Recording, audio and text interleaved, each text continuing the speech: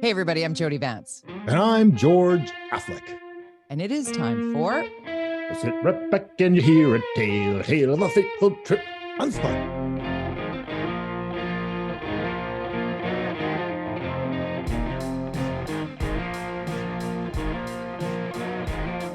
Are we going on a 3-hour tour? A little bit. A 3-hour mistaken tour by the mayor of Vancouver, I would say. You know, I don't know if this is like kind of one of these, it was almost like a paparazzi kind of shot. I don't know if anybody saw this picture of Mayor Ken Sim on the back of this really expensive yacht, which is owned by the mayor of West Vancouver. And it was like he's just kind of casually sitting on the back on I think it was Tuesday afternoon work day. And it turns out this was an invite only from the mayor of Vancouver, along with the mayor of West Vancouver, to all the other mayors of Vancouver who were not in the picture, to hang out and just chat. There, if you're watching on YouTube, you can see the shot there. And if you're not, just check it out on Sitting on Twitter. a yacht. I tweeted it a couple of days ago. Yeah, I mean, these are the kinds of pictures that come back to haunt you in politics. That's kind of, it's like, but what do you think? What do you think? Is it okay for him to go on this little cruise with his on a very, very expensive boat that didn't cost taxpayers money? Just so you know, no pennies were spent, except for, I guess, you're paying these mayors to work and they're out on a Tuesday afternoon hanging out in a boat. But while we're all suffering and living the life of inflation and tax, I got my tax bill, which was up 20% over last year, by the way. Right. Oh, so God. 20%? 20%. Yep. Oh, my God. Sorry, let that land for a hot minute.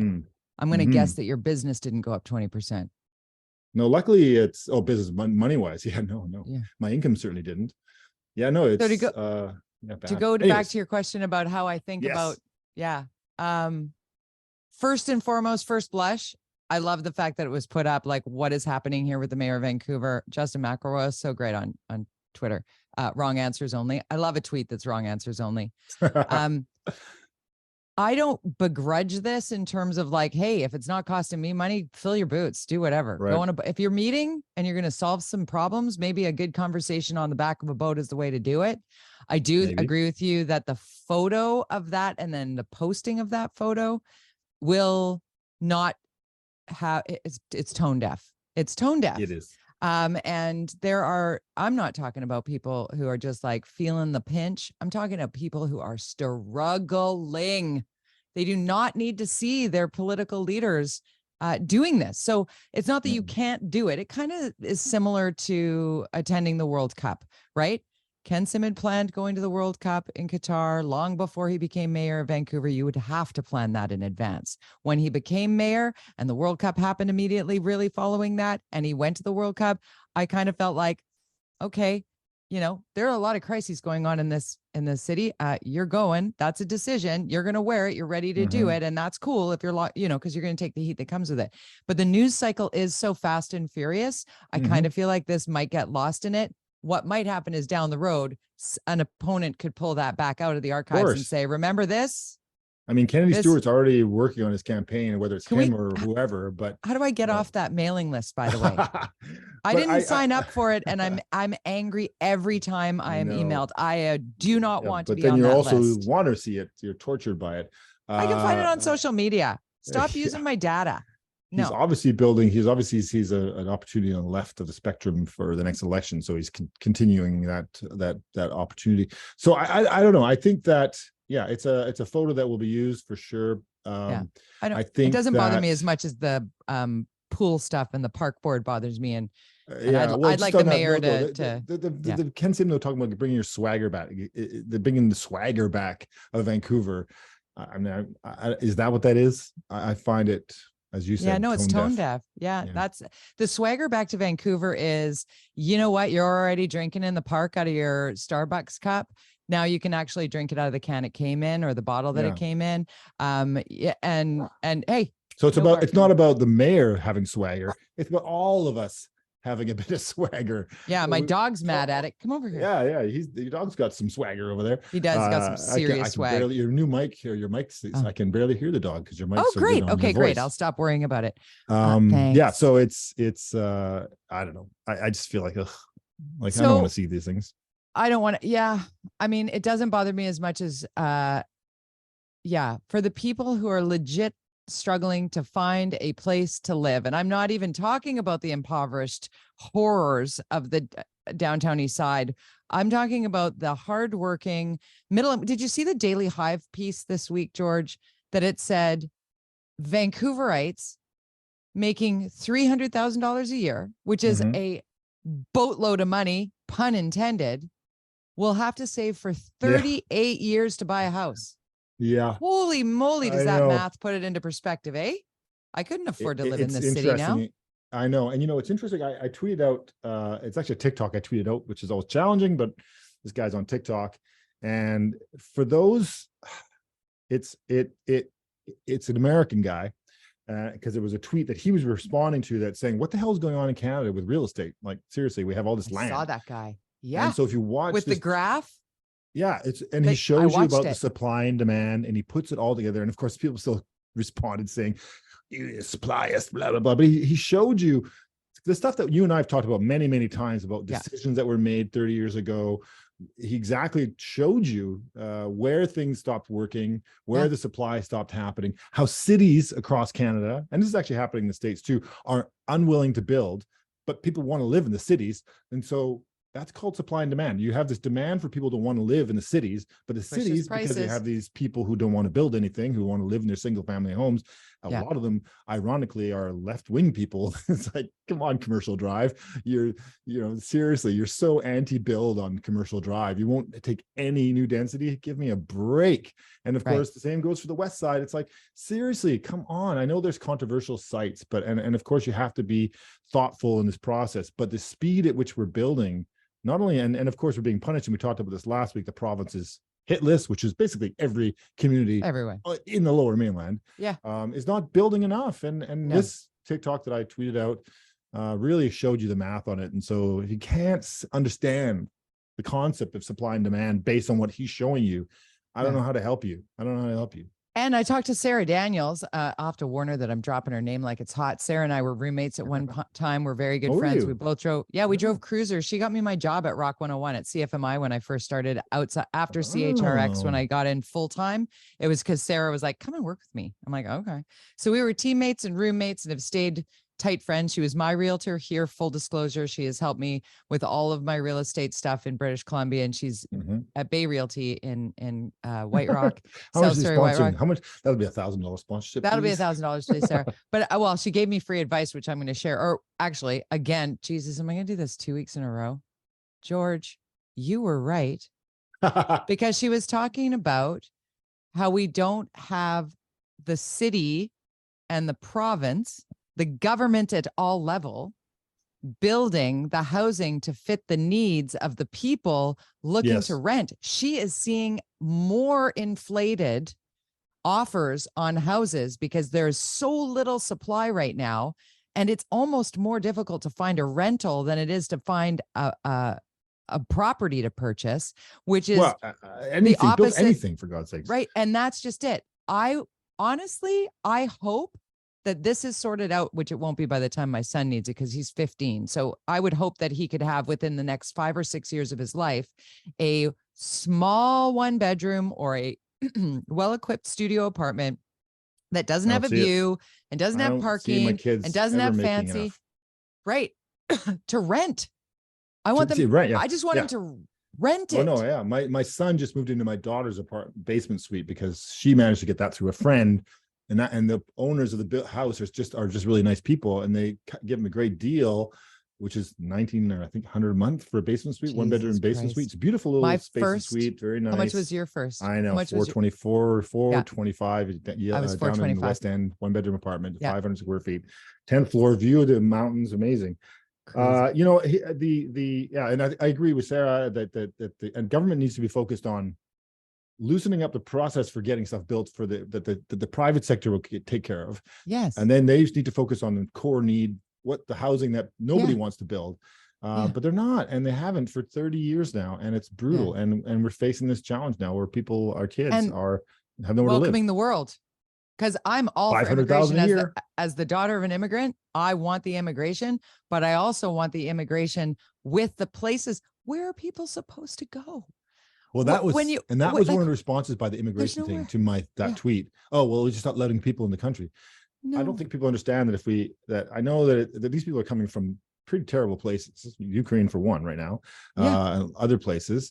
And our country is quite small as far as population, very large in size. We have lots of room, but also in a growth economy requires a growth of humans there in order for it to work. I know I'm sorry, I'm a capitalist. I like, money drives the agenda, and if you want a better environment, you need a better economy and all that kind of stuff.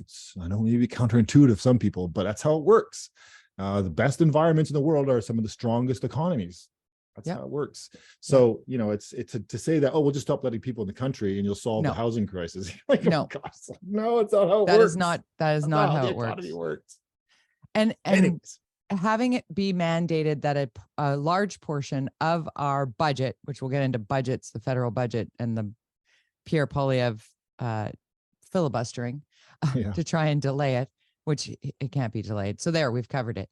The fact that we need to activate that portion of the budget that will create an arm of government that is focused on zoning, building, completing, and filling with the right people. And we can find out who the right people are by going through who they are.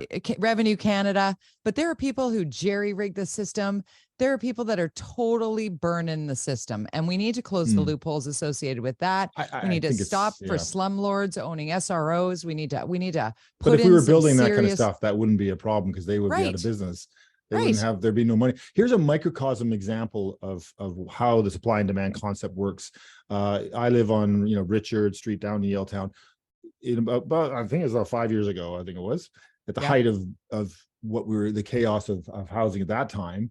3 rental buildings opened up at the same time, market rental buildings on our street. Guess what happened to rents in the neighborhood? They went down. Oh, 20%. Okay. Down 20%. I was guessing like worst case scenario. Because we had all the so supply. much. Okay. There was all these empty rental units suddenly, and so other people were lowering, especially strata buildings. My building, like by how much? Strata is my building's a strata building. It's 90% rental. The people who live there, they rent their units, so it's a rental building. How is that for you? They went down by 10 or 20% for a brief period until the places were full, right? And then, so then for there was no people more who are supply like, again. For people who are like, I will not have renters in my strata. How is it to do that anymore? But how exactly? So, but how is it to do? How is it for you living in a 90% rental building? I'm going to say it's not the best sometimes. Long-term renters sometimes aren't the most respectful to the space. In fact, I've argued that maybe it'd be better, and we're zoned as a hotel actually, where our building is, to turn it into an Airbnb and because I have found we don't allow Airbnbs anymore, or you have to get special permission. It has to be 30 days minimum. But I always found that the Airbnb people were much more respectful to our space because they are policed by the system of Airbnb. You leave a place you don't get to use Airbnb anymore. That's how it works. Long-term renters don't do that. Now, I'm not saying not all long-term renters, but if people hang their clothes off the fire smoke, the sprinklers. They think it's a hook. And then that breaks, and then the place floods 10 floors down. Oh God. That's not times. good. Yeah. Really? Things like that. Jesus. Young people, they don't know these things, I guess. I don't know, they come from the suburbs. I don't know what's going on, but things like that happen all the time. So it's very expensive. Okay, let's go back to our rundown here. I want to get to Park Board because good news for those who wanted Stanley Park back. You got your bike lane. Adios. Except for on beach, because the city manages that one, and I like that bike lane. And they're trying to figure out the beach. If you're in Vancouver, if you don't know Vancouver, you sort of like along the waterfront. There's a seawall, and then above that they built a bike lane down sort of in the West End area, sort of from Denman. When you come off northbound off the Burrard Street Bridge and head west, that take a left. What you used to take a left onto Pacific Boulevard, there you cannot. It's where Pacific Boulevard turns into Beach Avenue. And it's a very good bike lane because the bike lane on the water at that time was very, very busy, and there was not a lot of room and wasn't properly built. And so that bike lane still exists because that's the city built that. and then it ends when you hit the park. As soon as you hit Stanley Park, it ends. So it's a bit chaotic now at when you get to the Stanley Park entrance, because there's no bike lane anymore. It's a nice bike lane. Boom. So they're trying to figure that out, and they're going through the planning process. But there are some chaotic. significant trails through Stanley Park that could be bike friendly, because they are already tamped down gravel. It's just not going to be for the road bike mammals. I've ridden my bike. It's the middle-aged men in Lycra aren't going to like it. Yeah, they're mammals. Sexy look, by the way. That's a good sexy Nobody look. loves seeing that. I mean, Trevor Linden pulls it off. I'm just going to say, not to objectify Trevor, but That's because you just had him on your Trevor show and his here. wife are avid cyclists. Park Board, the bike lanes are out. Kids Pool, I'm still a little bit mad at this because the third beach pool in Stanley Park out. The Park Board was like, good luck with that, with this one. I didn't like the tone at all. They definitely need a new communications person at Park Board, because sorry if that lands badly with whoever's doing it, but dial back the good luck with that. That's a wrap on that kind of vibe. Because when you're saying that the pool at Third Beach is not available to people in the morning, and just go over there to Kids Pool, you're pissing off a lot of people who paid for that pool and have used it for years. I'm talking seniors that have lived in that area, that's their only outlet. That's their only way. They don't own a vehicle. They don't ride a bike. They go down to that pool and they might just run in the water from one end to the other. And that's the way they stay active. They do it in the morning, so they're not around the masses in the afternoon, the people that are the sun seekers and the wanting to swims. Those getting out in the morning at these outdoor pools is a value to the community that cannot even be dollars and cents on a budget sheet. And I had people coming at me about, well, it's a shortage of lifeguards. I'm like, I call bullshit. This is a budget problem. This is about that bike lane that costs everybody way too much money. And now the deficit is real, and they're cutting back the corners in the places that hit this community where it lives, and it's not right. And you're will not keep alone championing that. You are, because I have a few friends just like you who swim in the early morning. Yes. And now they have to register. They can still go there and try, but it's complicated, and it's awful. But they're at least they're avid, especially Kids Pool, which is it's mostly a lap pool for this area for goofing around, but mostly it's a lap pool. These are dedicated swimmers who really rely on that pool. I went there every day for decades. Every day for decades. From the day it opened to the day it closed, I'd go for 40 minutes. I'd swim a mile. I wouldn't even use the change room. I'd put on my cap at the side, and I'd go in. I'd swim my mile, and I'm out. And I have never had a problem. I've never not made it in there. It's never been overcrowded. None of the excuses they're using are relevant. It is garbage. I call hockey. Even as a family, if you go to Kids Pool or you go to any of the pools, and usually you don't go to like 10 or 11 o'clock. You generally don't stay there for 7 hours. You go there, you do about 2 hours, then you're like, I'm tired of hanging out here. I can't take more of this. Let's go do something else. Yeah, let's go to the beach. It's not like people were staying there for 12 hours. And if they were, okay, there's some people that stay for 12 hours. Well, whoever they are, I don't know how they do it. They're exposing themselves to that much radiation in the sky. But, it's just I would prefer, what, George, you just came up with a great idea. Rather than creating some system that not everybody can access and not everybody knows what they're doing on a day down to the minute, frankly.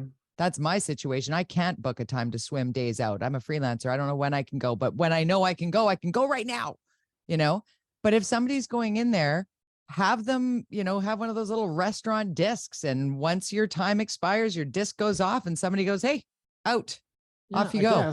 But I mean, it buys you this much time in there, but not 45 minutes, not a 30-minute window, not you have to leave. It's if you're here for more than 4 hours, you're going to have to leave and come back. Yeah, that's right. They have these sections. There shouldn't be sections anymore. The sections were for COVID. It's bullshit. No, I mean literal time sections too. But they still have the paint things on this thing. So I had somebody said this, and I didn't know this. Maybe you can verify this. Is that if you're not in the pool, you're outside the pool. Suddenly you hear this, it's basically like sounds like some kind of fascistic get out of the pool, exit to the left to the thing, and this happens several times a day. It's so creepy, and it is. It's big brothery. It's not at all. It's gross. It's not at all what we need moving forward. We need to have less of that. And I'm all about people being safe, and I'm all about following the rules of the science and what have you. This is political overreach, in my opinion. It's a public outdoor swimming pool that we paid for. Get out. The solution: build more pools. Hello. Build more pools. This just in. Okay, we're 20 minutes into the podcast and we've barely scratched the surface here. Granville Street. Yes, they had announcements. Apparently it was teachers only announcement. It was Casual Friday. Casual Friday. Casual I don't know. Friday. I saw Paul Nixie, who was a big vision guy, and he Yeah. tweeted something. I'm paraphrasing, but is it wrong, or is it my old fashioned to think that maybe our mayor should dig up a suit once in a while? No, Paul, you're stylish. That's what's happening. I saw Paul at Drex's wedding. Very stylish. Had a very nice suit on. Did he? Yes. Yeah, well, he did. and so I kind of agree. I mean, this casualness of this, mayor, I'm like, ugh, it's just like, okay, then it's Granville. But anyways, it's good that they're going to start something in Granville, but I feel like it's still like a million years away. I want some action now. It's Like, not I live hard down to there. do. My kid won't walk down there anymore. No. When we walk out, he's 15 and he's like, I don't want to go on Granville. No way. Even in the daytime, like, Yeah. let's go around it. I mean, that's horrible. I'm going to I was at the suggest Roxy, this. by the way, the other night Oh, for were my you? son's Yeah. first How time I've was been there in a few Farhaven? years. Farhaven. Farhaven, my son's band. They were awesome. They were great. It was super Nice. cool. I mean, going to the Roxy, if anybody has not been to the Roxy, it doesn't matter how old you are. It's a welcoming community. The later you get there, the more welcoming it gets for anybody. It's a very interesting experience, and I ran into some people who knew me. They're like, "What the hell are you doing here for?" This is like I guess I stayed for a few drinks for a little while afterwards, and these people come up to me, "What the hell are you doing here?" Like, Old guy. one of these things doesn't. Hey, I said, well, they're pretty old too. They were young. Opened this place. Oh wait. Yeah. That's right. I did. That's a I was in there the first year for sure. Me too. I've I never was there. seen you. Saturday Night Live at the Roxy was the first thing I ever did on air with Joe Leary. Oh, We would wow. do broadcasts on Saturday nights on CHRX from there with Garage. Joe's Garage, I think was the band's name. Joe's Yes, Garage. yeah, there was a couple of house bands on a over the Saturday years. night. Yeah. Oh, it was Dawn Patrol that became the Odds. And then Who said there was another one that was, and they actually they had Dr. Strangelove. Dr. Strangelove, because they had Yeah. horns and stuff, didn't they? Dr. Strangelove, Yeah. they had like Him. brass. They were crazy good. They're Yeah. still Dr. They're still Strangelove is around. still touring. They're doing great. Oh my God. Yes. Yeah. Sarah and That Kelly. stage though, I they're forgot how awesome. small it was. 'Cause my Yeah, son's no, band we were was like, just it's quite- really not drunk. very We deep. were so drunk back then that's just the way it goes. Yeah. On the Granville thing, on the Granville Entertainment District Mhm. thing, like you said, that it's not happening fast enough.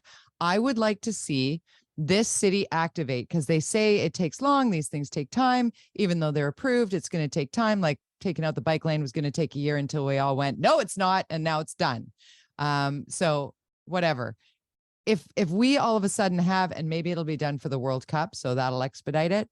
But it shouldn't take a world event coming here Mhm. in order to activate some benches, some patios, some proper lighting, and to clean up on the street.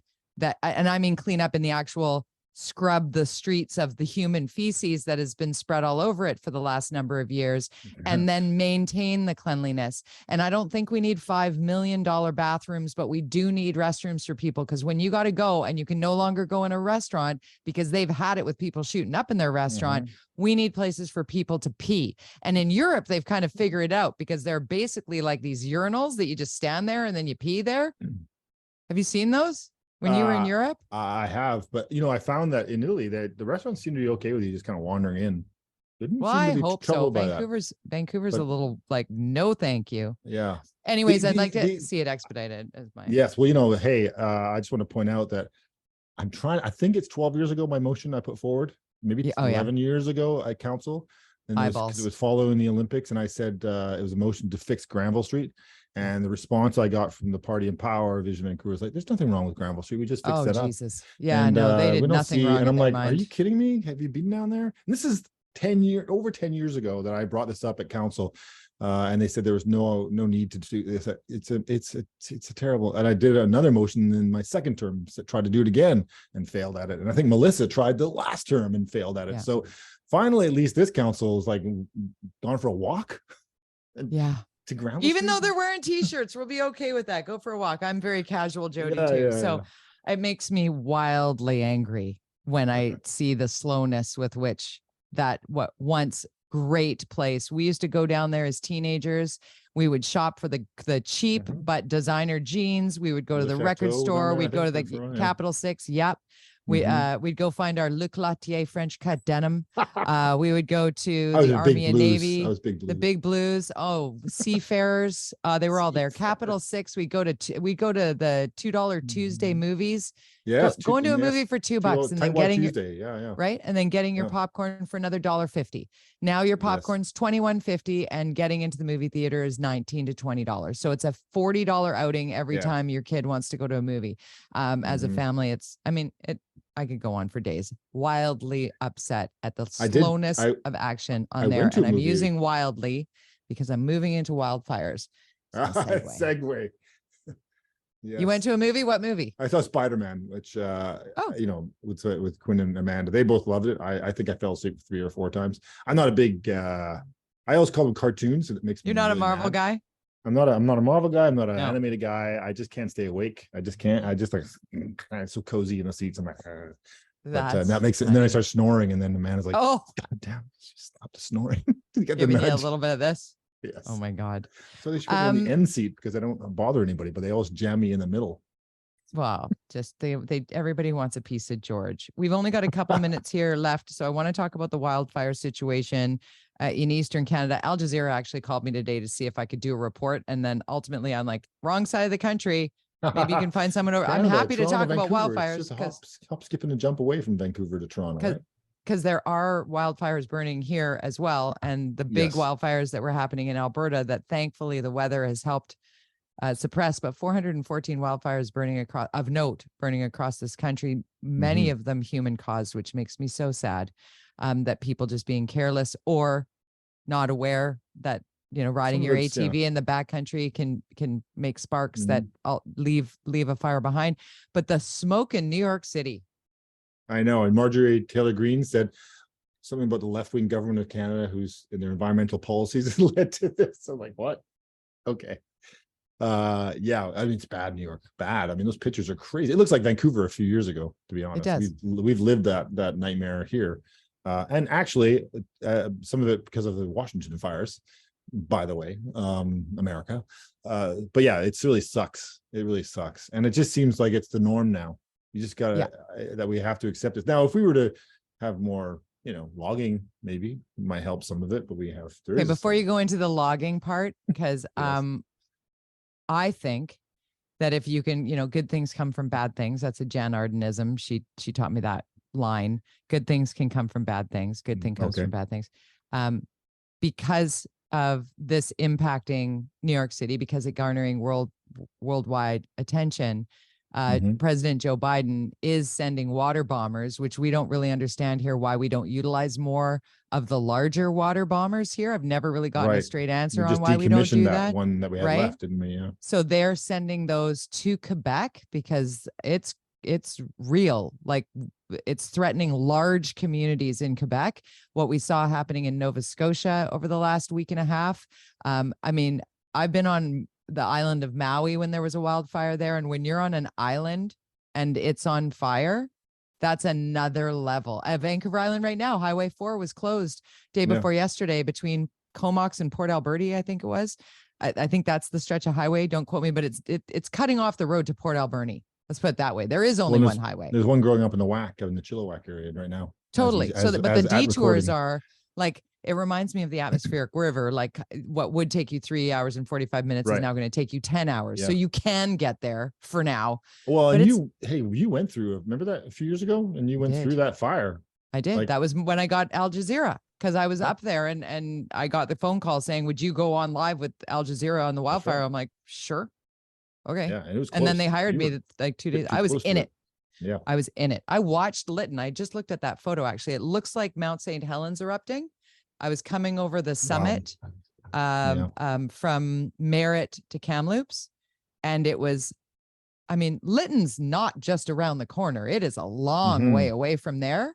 And I was like, that's a natural disaster. Like, I didn't know what I was seeing. I felt my eyes were deceiving me in the moment. And then I arrived, it was 50 degrees in Kamloops that day. I remember that. 48 when I got just outside of there. But we had our go bag. We were on high alert. I was on all the apps. I don't struggle from mental health issues and anxiety traditionally, but I was definitely stressed. I definitely felt that trauma sort of come out of me in those days. And so much so that just a couple of weeks ago, when I was planning on going up to Kamloops with Brian and the Alberta fires, the smoke was coming into Kamloops, and I got an alert on my phone that said on the scale of 1 to 11 for the particulate matter, it goes up to 11. Kamloops was an 11. And I was like, I'm not driving into that. So I'm staying home. I'm staying home. Yeah. So yeah, I'm not staying home because of weather. I'm not staying home because of political issues. I'm staying home because of smoke particulate in the air, which is, like you said, normalizing. Back to my initial point, though, I think the fact that it's impacting the U.S.'s largest city and financial center is going to silence many of those who are trying to say that climate change and this emergency isn't real. And hopefully will activate something. I'm not based on what Marjorie Taylor Greene's saying. She's saying the opposite. MGT's a nut job. She's that's the brain trust in America right there. And meanwhile, David Johnson, who was our former Governor General, got grilled this week. Just quickly on that, if anybody had a chance to watch, I think they almost went 4 hours with him, and each party had 5 minutes each. And it was so not Canadian to me. It was like this character assassination situation. And he was just sitting there all polite. He was doing his best job, and they asked, "Oh, you hired a PR firm to help you?" And he said, "Yeah, yeah, I did." This is not easy.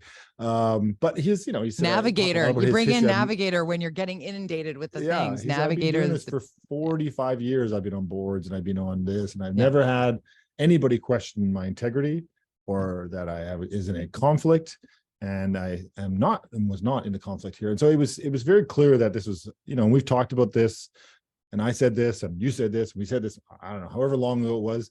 Just do the public hearing. Just do it. It's going to happen anyway. Just do it. And you just can't. It's just going to be like the casino thing and the money laundering thing and the We Charity it's thing. Not going to be satisfying in the end. And the results will probably be the exact same as David Johnson has just recommended, but people will feel better. And I don't understand why the Liberals don't understand this. I know it seems you can't sometimes do logical things in politics. You just got to do the dumb thing. And if people feel that this is what will satisfy them, just give the people what they want. What is the problem? I mean, can we all move on to something that actually is going to impact your day to day? That's the part that, when there's interest rates would be great. But what I was going to say was that when Trudeau started talking about stepping up the protection of MPs by the RCMP because of the Chinese interference and the harassment their families might be receiving from those who would interfere from foreign countries. Guess what? There are a bunch of us that are being harassed in this country, and we'd all love that protection. So how about we change some laws here? How about we actually change the way we address this? And that should be the prioritization, as you and I've talked a zillion times in 217 podcasts leading up to this one, we need to prioritize better. And we're spending a lot of time dancing around and sparkly things. And there's a whole bunch of energy being spent on stuff that isn't going to land on a kitchen table. And I think it's time that we address that. And I'm speaking to all parties when I say that. I'm equally as frustrated by a Pierre Poilievre as I am a Justin Trudeau when all we're doing is tossing barbs back and forth. It's like watching U.S. politics. I'm just sick of all of it. But I'll talk about it. On that note, say goodbye. On Twitter, you can find our political opinions at george_affleck.